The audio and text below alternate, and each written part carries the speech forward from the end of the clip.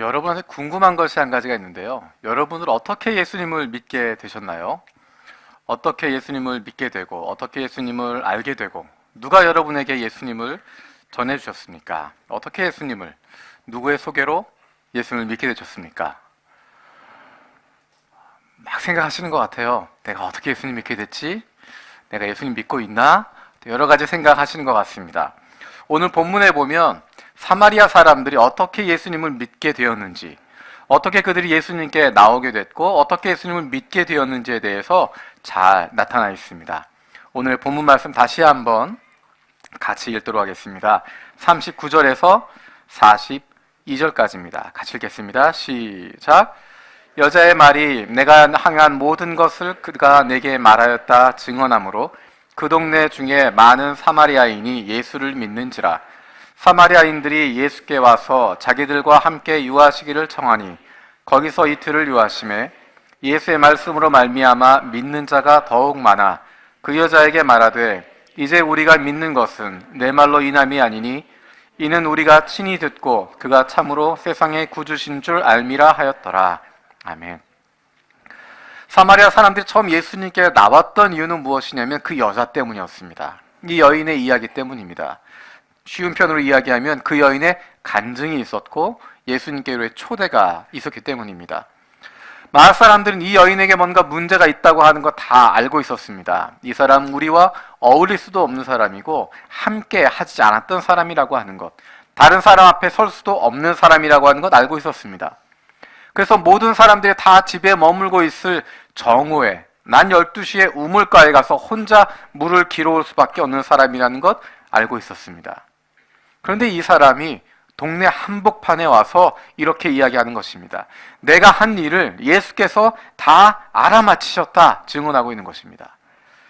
평소에 그렇게 말할 수 없는 사람인데, 평소에 사람들 앞에 이야기할 수 없는 사람인데 그의 증언으로 말미암아서 사람들은 예수님께 나아가게 됩니다.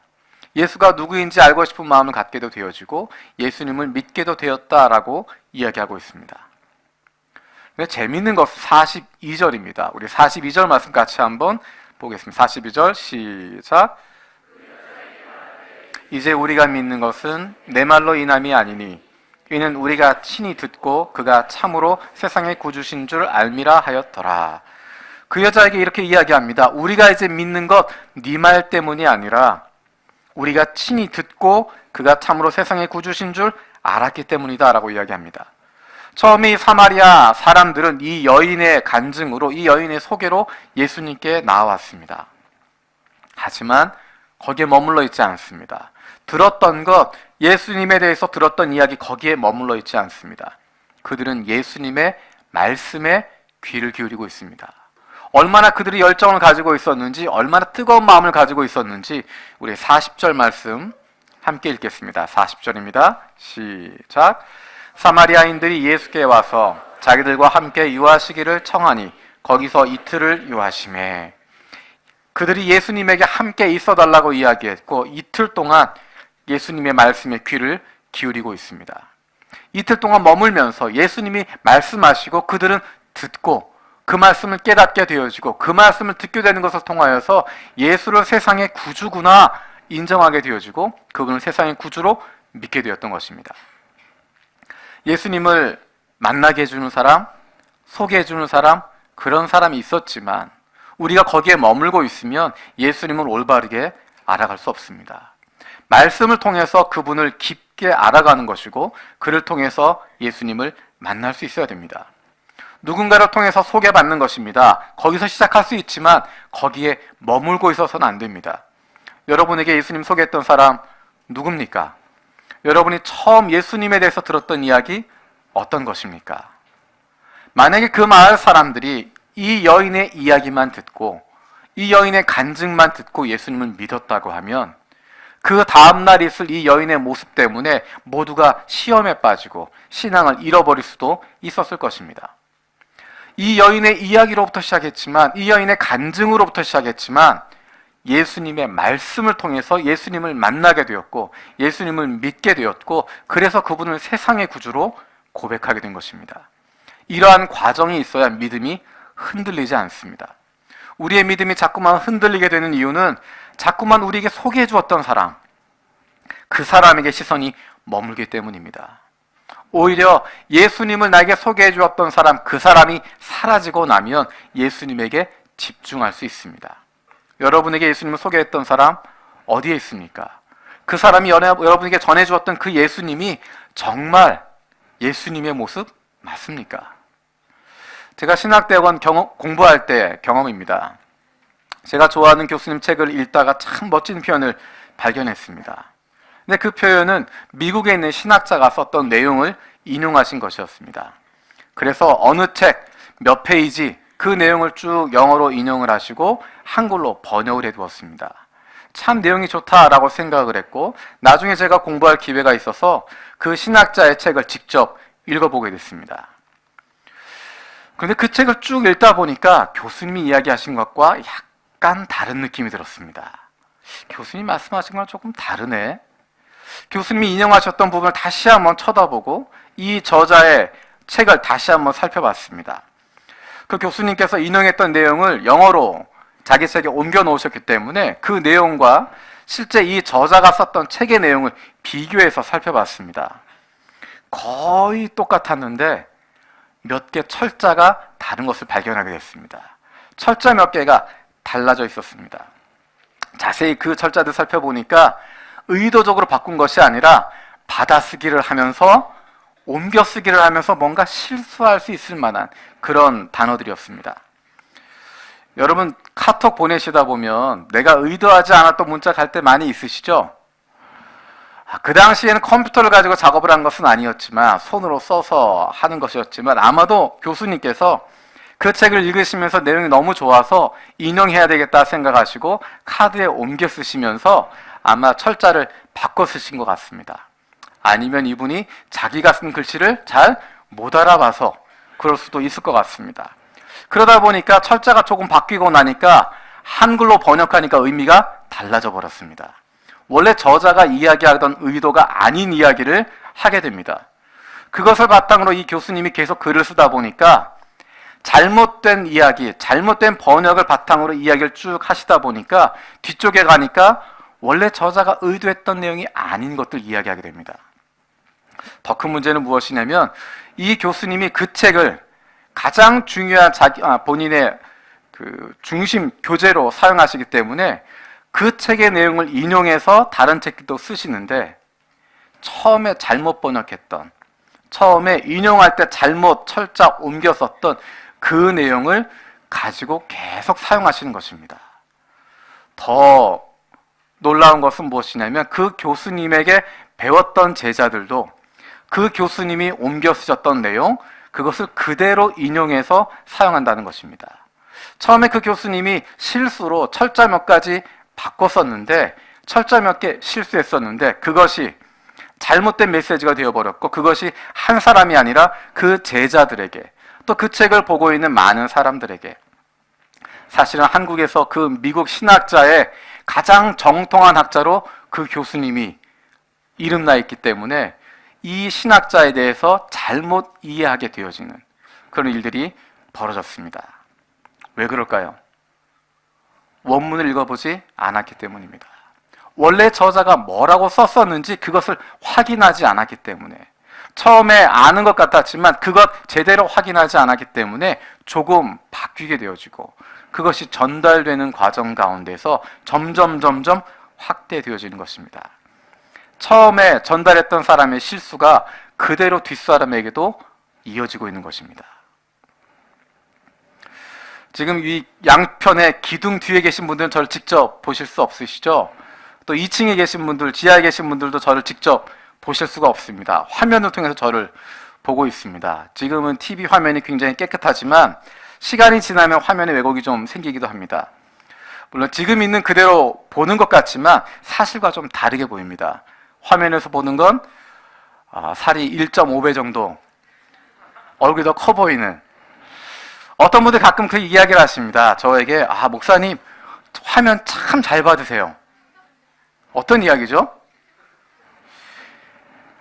화면으로 보는 것과 실제가 다르다는 것입니다. 화면으로 보는 것 조금 다를 수밖에 없습니다. 왜곡될 수밖에 없고 색깔도 다르게 나타나고 무엇인가 변화가 있게 나타나게 되어집니다. 제가 한 번은 어떤 세미나에 참여해서 프레젠테이션을 보고 있는데 지금 기둥 뒤에 계신 분들처럼 제가 앉은 자리가 기둥에 막혀 있어서 앞을 볼 수가 없었습니다. 그래서 TV를 통해서 TV 스크린을 통해서 그 내용을 보고 있었습니다. 발표 내용은 참 좋았는데 어떤 생각이 들었냐면 야, 내용은 참 좋은데 야, 프레젠테이션을 이렇게 만들었나? 뭐 색깔도 이렇게 우중충하게 만들고 내용도 시원찮게 하고 글씨도 또렷하지 않게 야, 프레젠테이션 이렇게 만드는 거 아니지. 이제 그런 생각을 하고 있었습니다. 그러다가 우연히 아마도 제가 커피를 가지러 가던 길이었던 것 같습니다. 커피를 가지러 가다가 앞에 있는 화면을 보고 깜짝 놀랐습니다. 왜냐하면 제가 보고 있었던 TV 스크린에 나와 있던 내용과 너무도 달랐기 때문입니다. 색깔도 깨끗하고 화면도 명료하고 글씨체도 아주 깔끔하게 되어져 있는 눈에 보기에 아주 좋도록 잘 만든 프레젠테이션이었습니다. 제 자리를 살펴보고 앞쪽을 살펴보니까 제 앞에 있었던 TV가 오래돼서 색깔도 탁하게 나오고 깨끗하게 나오지 않았던 화면이 왜곡되어서 나와 있던 모습이었습니다. 이 TV가 원래 파일에 있었던 그 데이터를 제대로 전달하지 못했던, 표현하지 못했던 내용인 것 같습니다. 여러분 어떠십니까?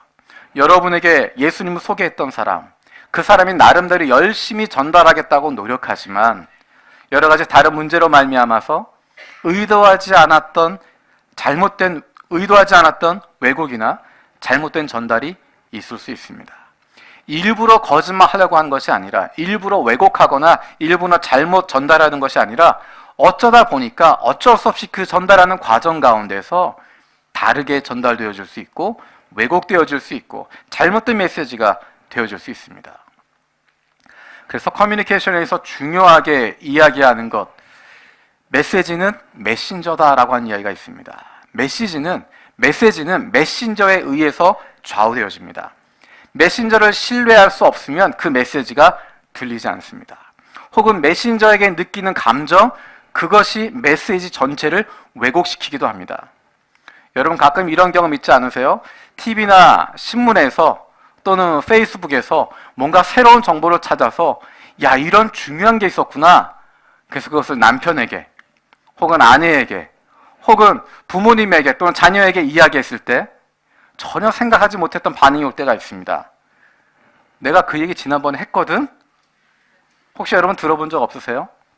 분명히 내가 지난번에 이야기했을 때는 아무 반응도 없고 못 들었다고 이야기했는데 TV에서 보고 신문에서 보고 다른 누군가 이야기하는 거 듣고 마치 처음 들은 것처럼 이야기하는 경우가 있습니다. 거짓말하는 것이 아니라 사실입니다. 메신저와의 관계가, 메신저에 대한 신뢰 관계가 그 메시지를 좌우하게 되는 것입니다. 우리가 어떤 믿음을 갖게 되든 어떤 과정으로 예수님을 알게 되든 그 메신저에 의해서 예수님의 모습이 왜곡되어질 수 있고 메신저 때문에 예수님을 못 만나게 되어질 수도 있습니다. 우리가 어떻게 믿음을 갖게 되든 어떤 과정으로 예수님을 알게 되든 거기에 머물러 있으면 안 됩니다. 우리에게 예수님 전해준 사람, 그 사람이 잘못된 인용구절 사용하는 것처럼 또는 왜곡된 색상을 표현하는 그런 오래된 TV처럼 문제가 있을 수 있습니다. 그래서 다른 사람이 이야기해 주는 것, 다른 사람이 소개해 주는 것, 거기에만 머물고 있는 것이 아니라 그렇게만 되어지면 올바른 예수님 알 수 없고 예수 믿는 올바른 기쁨을 가질 수 없습니다. 왜곡된 모습, 잘못된 실수 그대로 옮겨오기 때문입니다. 그래서 예수님을 만나기 위해선 다른 사람의 소개, 그 사람의 이야기, 그 사람의 간증 속에 담겨져 있는 예수님이 아니라 하나님의 말씀을 통해서 예수님을 알아가야 됩니다. 이제부터는 하나님의 말씀을 통해서 예수님을 알아갈 수 있는 저와 여러분들 되어지길 바랍니다. 말씀을 통해서 예수가 그리스도라고, 예수가 세상의 구주시라고, 예수가 바로 나의 구세주라고 고백할 수 있는 우리들 되어지기를 간절히 바랍니다. 우리가 요한복음 4장 말씀을 시작할 때 두 가지 오해와 편견이 있다 또는 선입견이 있다라고 이야기됐습니다. 그 첫 번째는 사마리아인에 대한 오해와 편견이라고 이야기했습니다. 유대인들이 왜 사마리아인들을 멀리하고 차별했을까? 그것은 단순히 혈연적인 문제가 아니라고 이야기했습니다. 그것은 종교의 문제였습니다. 사마리아인들과 유대인들의 갈등을 혈연 관계로만 보는 것, 그것은 표면적인 것만 보고 있는 1차원적인 이해일 수밖에 없습니다. BC 721년 북이스라엘이 아수르에 의해서 멸망당하고 일부 주민들은 추방당했습니다. 그리고 외국에서 다른 곳에 있었던 이방 민족들이 그 안에 들어와서 살게 되었습니다. 그래서 혼혈민족이 되어졌습니다. 그것은 표면적인 이유입니다. 더 깊은 역사적인 관계가 있습니다. 사실 유대인들이 민족적인 순수성, 혈통 그런 거 이야기할 자격이 없는 사람들입니다. 유대인 안에 얼마나 많은 민족들이 함께 모여 살고 있었는데 그들이 피의 순수성 말할 수 있는 사람들이 아닙니다. 그럼에도 불구하고 유대인들이 사마리아인들을 차별했던 이유는 무엇이냐면 종교적인 이유였습니다. 북이스라엘과 남유다가 멸망하게 되어진 이유가 무엇인가? 북이스라엘 가운데 있었던 혼합주의, 여로보암이 들여왔던 혼합주의, 아합이 가져왔던 바알과 아세라 우상 숭배하는 죄, 그것으로 말미암아 북이스라엘이 멸망하게 되었고 그 죄가 남유다까지 들어오게 되어져서 남유다도 마침내 멸망할 수밖에 없었다고 하는 것. 하나님의 나라였던 온 이스라엘이 그 죄로 말미암아 여로보암과 아합의 죄로 말미암아 멸망할 수밖에 없었다. 그래서 포로된 지 70년 만에 그들이 다시 포로에서 귀환하게 되어집니다. 하나님 믿는 그 믿음, 율법을 지키겠노라, 하나님만 섬기겠노라, 굳건한 믿음을 가지고 예루살렘 성전을 재건하게 되어집니다. 예루살렘 성전을 짓게 되어질 때 바로 위에 있었던 사마리아 사람들이 도와주겠다 이야기합니다. 우리도 하나님 섬기던 사람들이었으니까 우리도 하나님 섬기는 성전 도와주겠다. 조금 전에 이야기했던 것처럼 유대 사람들, 우리가 멸망한 것, 우리가 패망하고 포로가 되어진 것, 북이스라엘이 가져왔던 우상 숭배 때문에 그랬다라는 마음이 있었기 때문에 사마리아인들의 도움을 거부하게 됩니다. 그래서 BC 6세기에 예루살렘에 유대인들 나름대로 성전을 만들게 되고 거기서 예배를 드리게 됩니다. 반면에 사마리아 사람들은 BC 4세기경에 그리심산에 성전을 세우고 거기서 예배를 드립니다. 모세 오경, 이것만이 하나님의 말씀이다 라고 이야기하면서 모세경을 제외한 모든 구약성경 다 거부하면서 그들의 믿음을 지켜갑니다. 유대인과 사마리아인의 차이는 혈통의 차이, 혈연 관계의 차이, 그것이 아니라 신앙과 믿음의 관계였습니다. 복잡한 것 같지만 정리해서 말씀드리면 사마리아인과 유대인의 갈등, 혈통이 아니라 믿음의 문제였다. 하나님을 어떻게 믿고 있느냐, 하나님에 대한 신앙의 차이가 그들을 갈라놓은 것이었고 그것이 시간이 지나가면서 그 안에 하나님에 대한 신앙이 있느냐 없느냐를 떠나서 유대인이라는 것만으로, 사마리아인이라는 것만으로 그들에게 낙인을 찍게 되어지는 것이고 그들을 차별하게 되어진 것입니다. 지난번 설교에도 똑같이 이야기했음에도 불구하고 처음 듣는 것처럼 반응해 주신 여러분들 감사합니다. 우리가 가지고 있는 두 번째 오해와 편견은 이 여인에 대한 이야기입니다. 사마리아 여인에 대한 편견입니다. 여러분, 이 여인이 어떤 사람이라고 생각하십니까? 우리 말씀을 한번 읽어보겠습니다. 4장 16절에서 18절입니다. 요한복음 4장 16절에서 18절 말씀 우리 같이 읽도록 하겠습니다. 시작.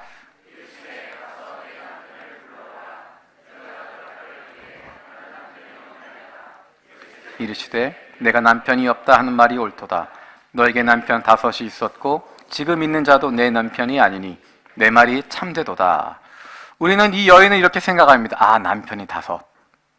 지금 있는 남자가 있는데 그 남자도 남편이 아니야. 아, 이 여자는 부도덕한 여자구나. 이 여자는 성적으로 타락한 여자구나. 이 여자가 아마도 그 마을에 있는 가정을 파괴하고 남자들 유혹해서 그렇게 살고 있었던 사람이구나. 28절, 29절에 보면 이 여인이 이렇게 이야기합니다. 내가 행한 모든 일이라고 이야기하는데 그것을 이 여자의 그런 잘못, 그런 타락한 모습, 그런 죄, 그것을 연결해서 생각하게 됩니다. 여러분 잘 생각해 보십시오. 단순히 내가 저질렀던 죄, 그것을 이분이 알고 있다고 이분을 그리스도라고 말할 수 있을까? 이 여인이 기쁨을 가지고 사람들 앞에 나아가서 이분이 그리스도다라고 이야기하는데, 너는 죄인이라고 이야기하는, 내 죄만 가지고 이야기하는 분을 그리스도라고 기쁨으로 선포할 수 있을까? 여러분 한번 차분하게 생각해 보십시오. 성경에 나와 있는 내용을 잘 살펴보면 이 여인을 우리가 흔히 판단하는 것처럼 그런 부도덕한 여인으로, 그런 성적으로 타락한 사람으로 그렇게 이야기할 수 없습니다. 예수님은 죄에 대해서 분명하게 지적하신 분이십니다. 죄에 대해서 분명히 죄는 죄다라고 이야기하십니다. 우리가 잘 알고 있는 비슷한 느낌의 여인, 간음 현장에서 붙잡혀온 여인이 있습니다. 간음하다 현장에서 붙잡혀 왔습니다. 그 사람을 데려다 놓고 사람들이 물어봅니다. 이 여자 돌로 칠까요 말까요? 율법대로 이야기하면 돌로 쳐 죽이라고 했는데 예수님 이 여자 죽일까요 말까요? 물어봅니다. 그 여인을 향해서 예수님께서 그 여인을 살려주십니다. 너희 가운데 죄 없는 자가 먼저 돌로 쳐라. 사람들은 다 떠나갑니다. 그러고 이야기가 끝났을까요? 아, 내가 너를 정죄하지 않는다. 나도 너를 정죄하지 않는다. 가라. 그러고 끝났을까요? 그렇지 않습니다. 우리 말씀 한번 찾아보겠습니다. 요한복음 8장 10절, 11절입니다. 8장 10절, 11절. 우리 같이 읽겠습니다. 시작. 예수께서 일어나사 여자 외에 아무도 없는 것을 보시고 이르시되 여자여 너를 고발하던 그들이 어디 있느냐? 너를 정죄한 자가 없느냐? 대답하되 주여 없나이다. 예수께서 이르시되 나도 너를 정죄하지 아니하노니 가서 다시는 죄를 범하지 말라. 뭐라고 말씀하신다고요? 다시는 죄를 범하지 말라라고 이야기합니다. 간음 현장에서 붙잡힌 것 불쌍하고 용서하고 용서해주는 그것이 아니라, 그것으로 끝나는 것이 아니라 용서해주지만 살려주지만 내가 너를 이해해주지만 보호해주지만 죄는 죄다라고 이야기하십니다. 간음 현장에 네가 있었던 것 죄였다라고 이야기하는 것입니다. 다시는 죄 범하지 마라. 다시는 죄 가운데 빠지지 말아라. 이제부터 다시는 죄 짓지 마라라고 이야기하십니다. 그냥 모른 척하지 않으시고 이 여인이 가지고 있었던 죄라고 분명히 이야기하십니다. 우리가 다음 달에 살펴볼 내용이지만 베데스다 연못에서 38년 된 병자가 치유함을 받게 되어집니다. 38년 동안 아픔 가운데 있었는데 그가 치유함을 받게 되어집니다. 그에게 예수님께서 하셨던 말씀이 있습니다. 요한복음 5장 14절입니다. 요한복음 5장 14절 같이 읽겠습니다. 시작.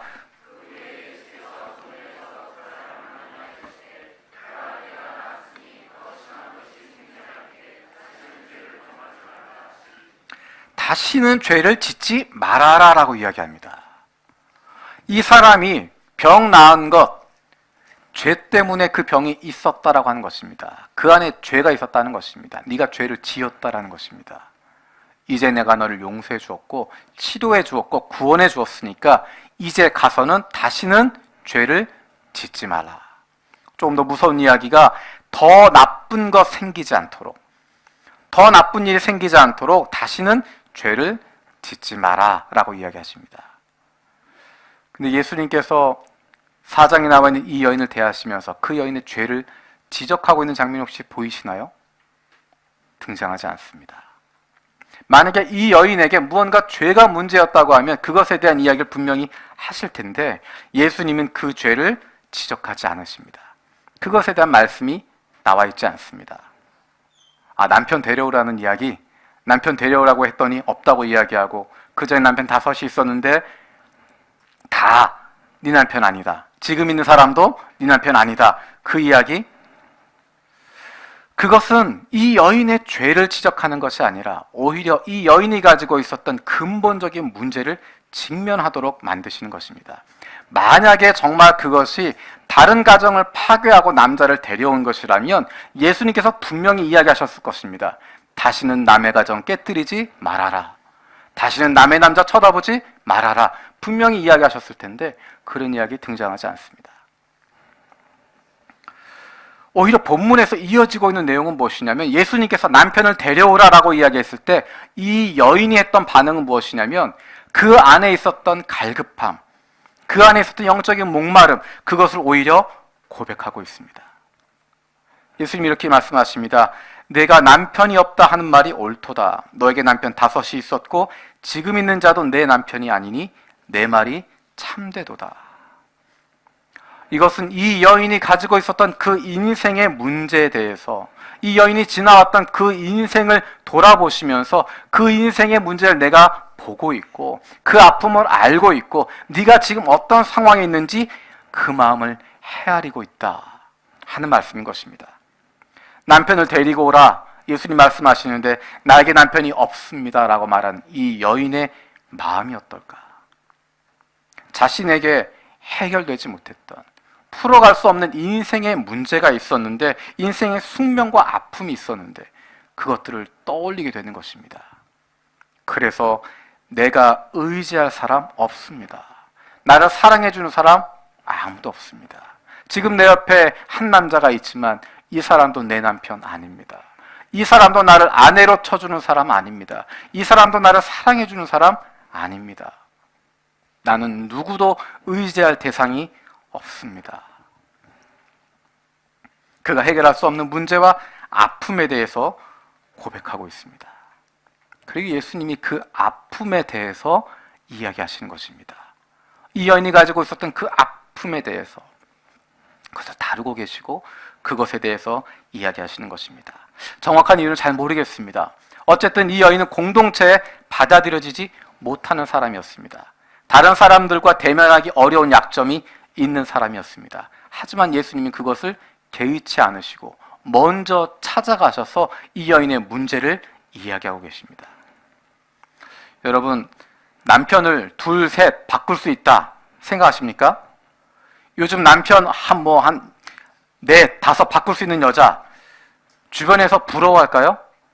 그렇지 않습니다.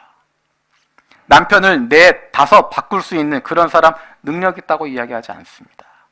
오늘날에도 그런 사람 보면서 참 인생 기구하다라고 이야기합니다. 참 쉽지 않은 인생인 것입니다. 오늘날에도 그러한데 그 당시 사회는 여성은 약자의 입장이었습니다. 자기가 남편을 선택할 수 있는 상황이 아닌 것입니다. 요즘도 여전히 여성의 인권이 올바르게 평가되지 않고 있지만 그 당시에는 더 그랬습니다. 그래서 결혼할 수 있는 권리는 남자가 가지고 있는 것입니다. 여자가 남편 선택할 권리가 있는 것이 아니라 남자가 여자를 선택하는 것이고 남자가 여자를 쫓아낼 수 있는 것이고 합법적으로 내 마음에 들지 않으면 요리 못한다고 쫓아낼 수도 있고 내 말 듣지 않는다고 쫓아낼 수도 있고 말대꾸 한다고 쫓아낼 수도 있고 얼마든지 내 마음대로 쫓아버릴 수 있는 어떤 문제가 있든지 무슨 문제가 있을 경우에 남자가 원하는 대로 여자를 얼마든지 쫓아낼 수 있는 상황, 그것이 그 당시의 삶의 모습이었습니다. 그러고 난 이후에도 이 여인이 자기 마음대로 남편을 고를 수 있는 자유가 있는 것 아닙니다. 다른 표현으로 이야기하면 이 여인이 남편 5을 바꾸고 6번째 남편을 맞이했다라고 하는 것이 아니라 오히려 5번이나 버림을 받았고 지금 살고 있는 이 남자에게도 언제 버림을 받을지 모르는 상태인 것입니다. 정말 기구한 운명을 가지고 있는 사람인 것입니다. 마음속 깊이 아픔을 가지고 있는 것뿐만 아니라 그 여인은 그 공동체로부터 무언가 낙인이 찍혀 있었을 것입니다.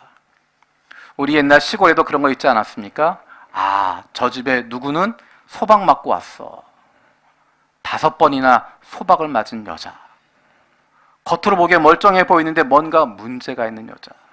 무언가 문제가 있으니까 쫓겨났겠지. 무언가 문제가 있으니까 남편이 5이나 바뀌었겠지. 저 여자 가까이 하면 안 될 사람이라고. 공동체가 받아들여주지 않고 공동체로부터 나쁜 사람으로 잘못된 사람으로 낙인이 찍혀버려 있는 이 여인의 마음속에는 아무도 이해할 수 없는 고통과 아픔이 그 가운데 있었을 것입니다. 슬픔과 눈물이 그 안에 있었을 것입니다. 사람들에게 보여줄 수 없는, 그 누구도 해결할 수 없는 깊은 상처와 아픔이 그 여인의 가운데 있었을 것입니다.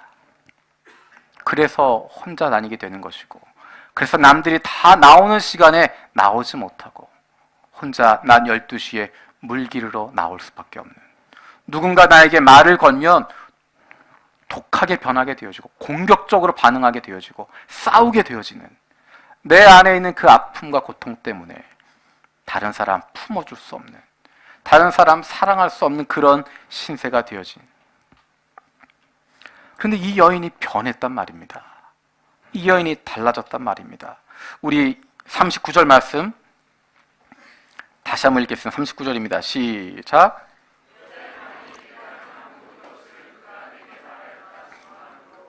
그 동네에 많은 사람들이 예수를 믿는지라. 내가 행한 모든 것을 그가 나에게 말했다라고 하는 것은 단순히 그가 나의 죄를 지적했다, 아니면 공개적으로 나는 죄인입니다 라고 이야기하는 그 수준이 아닌 것입니다. 예수님께서 무언가 그 여인이 살아왔던 일, 그 여인이 행했던 모든 것을 말했다라고 하는 것과 이 여인의 이런 감정적인 반응을 연결시켜 보게 되어지면 예수님께서 그 말씀을 통해서 이 여인이 회복이 일어났던 것입니다. 이 여인에게 변화가 일어나게 되었던 것입니다. 그 안에 있었던 문제들이 해결을 받게 된 것입니다. 더 이상 내가 행한 모든 것, 그것이 나에게 문제가 되지 않는다고 선언하게 된 것입니다. 나 혼자 있을 뿐만 아니라 더 이상 과거의 나의 삶의 모습이, 과거의 나의 잘못이, 과거에 내가 가지고 있었던 그 아픔과 슬픔들이, 그 삶이 더 이상 나를 붙잡지 못한다라고 선언하는 것입니다.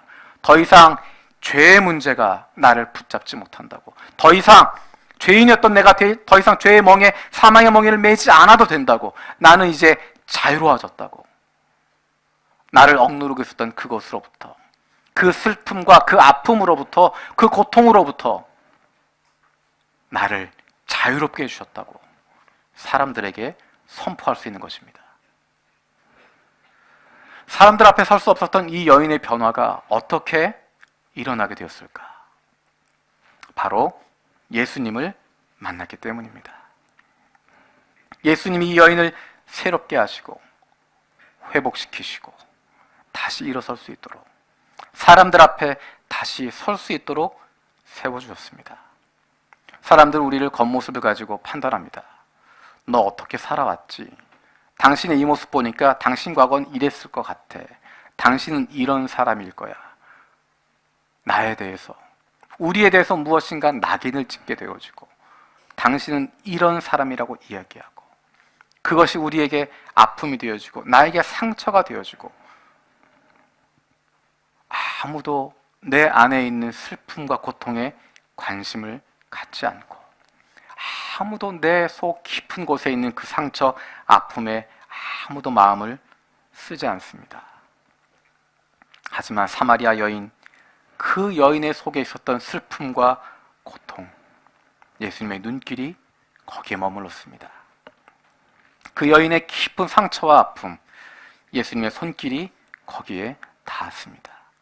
영원히 흐를 것 같았던 그 눈물 멎게 하신 분이 바로 예수 그리스도셨습니다. 그분으로 말미암아 이 여인은 치료되었고 회복되었고 새 사람이 되었습니다.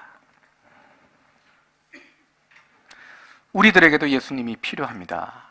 어쩌면 우리 안에 있는 아픔, 남들에게 이야기할 수 없지만, 남들에게 보여줄 수 없지만, 그 상처가, 그 아픔이, 그 과거가 나를 짓누르고 있고 나를 어렵게 하고 사람들 앞에 나설 수도 없고 하나님 앞에 나설 수도 없도록 만드는 그런 아픔들이지만, 그런 고통들이지만, 그런 과거이지만, 예수님을 만나고 나면, 예수님으로 말미암아 우리가 치료받게 되어지고 우리의 눈물을 닦아주시고 우리를 새롭게 만들어 주십니다.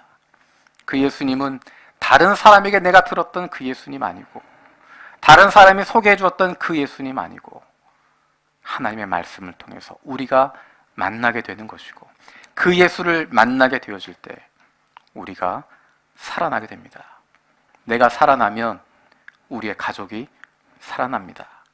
이 여인이 살아났을 때 그 사마리아 마을 전체가 살아나게 되었던 것처럼 내가 살아나면 우리 가족이 살아나게 되고 내가 새로워지면 우리 교회가 새로워지게 됩니다. 우리 함께 찬양했으면 좋겠습니다. 이 찬양은 마치 이 여인의 고백을 보는 것 같습니다. 그리고 이 찬양은 마치 우리의 고백을 담고 있는 것 같습니다. 찬양을 아시는 분들은 함께 고백하면 좋겠고 모르시는 분들은 가사를 조용히 들으시면서 기도했으면 좋겠습니다.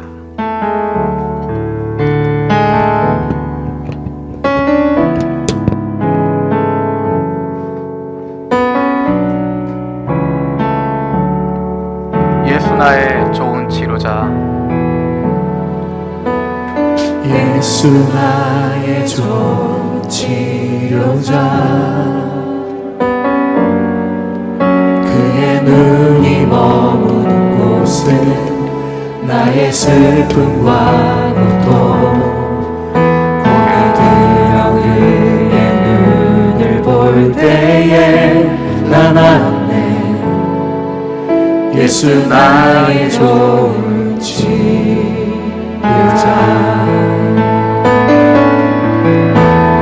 예수 나의 좋은 치료자,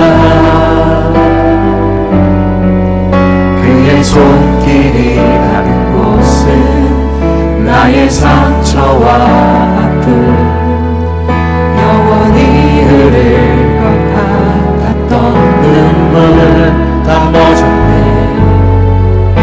예수 나의 치료자, 예수 나의 좋은 치료자, 예수 나의 좋은 치료자, 그의 눈이 머무는 곳은 나의 슬픔과 고통, 고개 들어 그의 눈을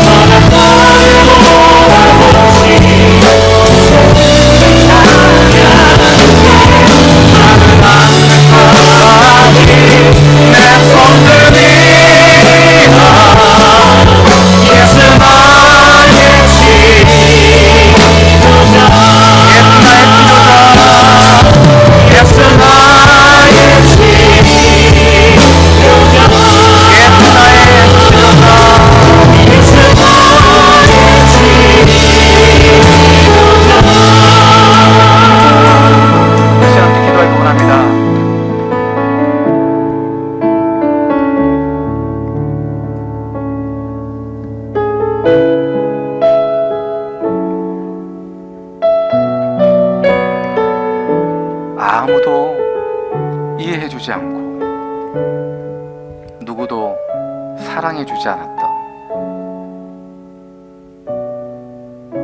아무에게도 의지할 수 없었던, 공동체도 받아주지 않고 다른 누구로부터도 사랑받을 수 없고 끊임없이 상처받고 아픔 가운데 있고 고통 가운데 있었던, 슬픔과 눈물 가운데 있었던 이 여인을 만나주신 주님,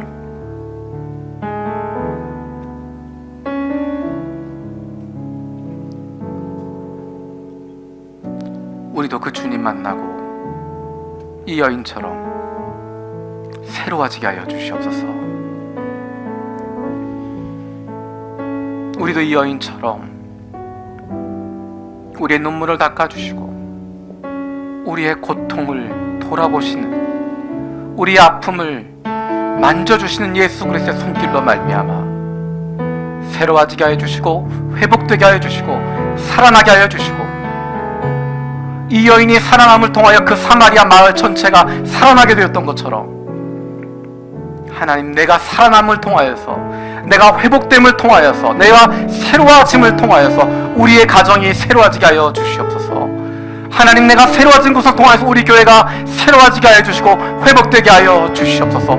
우리가 예수 그리스도 만날 수 있는 복을 갖게 하여 주시고 나를 찾아오신 그 주님, 그 주님을 만날 수 있게 하여 주시옵소서. 우리 함께 기도하겠습니다.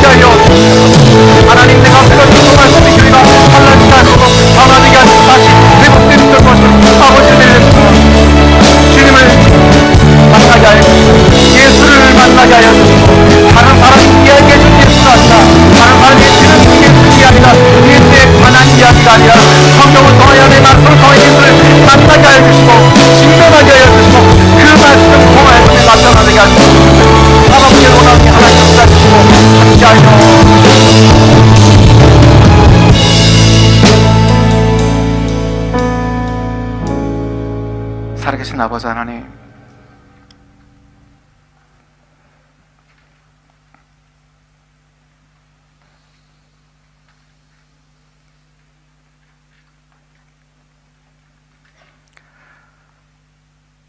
이 한 여인을 찾아서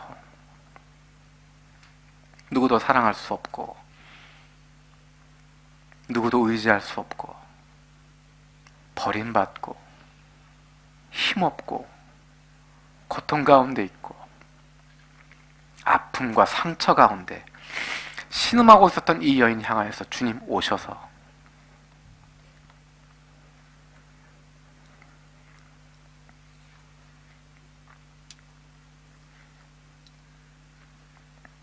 그 눈의 눈물을 닦아주시고 그 상처 어루만져 주시고 그 아픔 씻어주신 주님, 그 예수 그리스도로 말미암아 이 여인이 변화되었던 것처럼, 살아났던 것처럼, 희망을 갖게 되었던 것처럼, 자유하게 되었던 것처럼, 관계들이 달라지게 되었던 것처럼, 하나님, 우리 안에도 그러한 역사가 일어나게 하여 주시옵소서. 주님이 우리 눈물을 닦아주시고 우리 마음 안에 있는 그 상처와 아픔 어루만져 주시고 우리에게 예수 그리스도로 말미암은 자유함이 선포되게 해주시고 기쁨이 회복되게 해주시고 다시 살아날 수 있도록 성령 하나님 역사하여 주시옵소서. 이 여인이 살아나서 그 사마리아 마을 전체가 살아나게 되었던 것처럼 하나님, 내가 살아남을 통하여서, 내가 회복됨을 통하여서, 내가 예수 그리스도 만나는 것을 통하여서 우리의 가족이 회복되게 해주시고 우리의 가정들이 새로워지게 해주시고 우리 교회가 회복되어질 수 있도록 성령 하나님 역사하여 주시옵소서. 감사드리고 예수 그리스도의 이름으로 기도드립니다. 아멘.